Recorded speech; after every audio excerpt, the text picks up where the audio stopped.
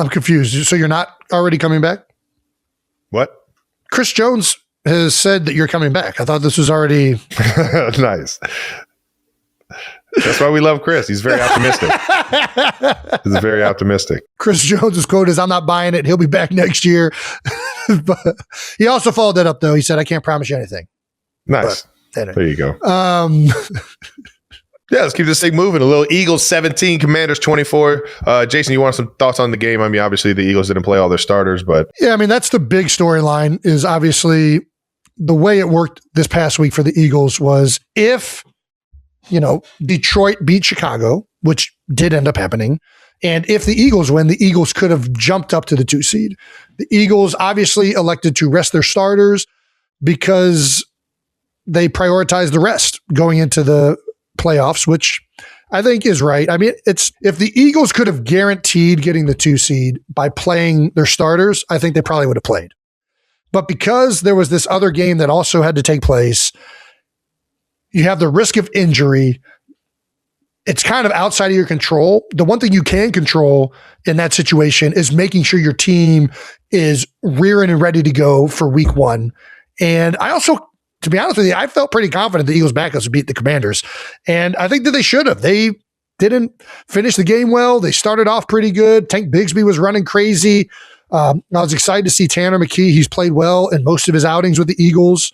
So there's a portion of me that just wanted to see what some of these backups and young guys could do. But yeah, it looks bad in hindsight. This is one of those things where, because Chicago lost, we got the egg on our face because we didn't play our starters, and we could have the 2 seed most likely if we would have played everybody.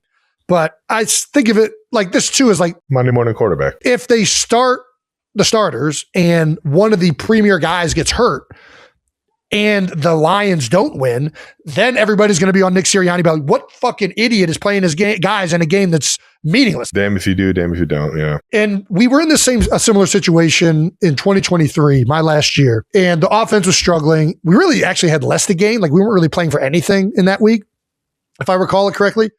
And we go out there and we play, and what happens? A.J. Brown gets hurt, and he couldn't play in the first playoff game. Jalen Hurts also got banged up in that game. And I do think that was also in the back of Nick Sirianni and the Eagles' head of like, listen, the last time we played our guys in a game like this, it ended up costing us some meaningful people, and we weren't at our best against Tampa Bay. I think at this point in the season, when you get the rest and you have the opportunity to avoid somebody getting hurt and you don't know for certain that playing guys is going to help you, I don't know that it benefits you that much. And at the end of the day, you still got to go through good teams to win the Super Bowl. Like, yeah, if we're the 2 seed and we can guarantee 2 home games, that is a big thing. That is a big deal.